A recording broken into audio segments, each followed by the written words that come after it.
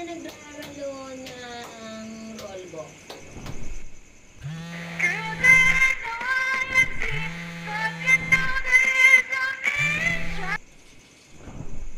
Hello, Be. Be, kumusta dyan? Malas. Kahit isa wala pa. Ikaw dyan. May isa na sana. Kaso naka-reserve na. May marka na ni nanay.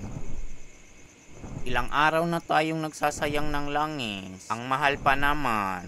Totoo. Tara, Be. Bukas na lang kaya ulit tayo.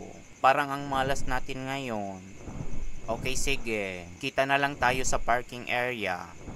Sige, go.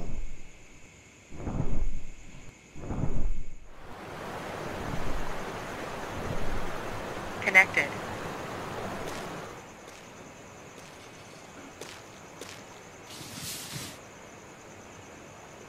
Ano na, Be? Lalim ng iniisip mo. Be, pansin mo ba?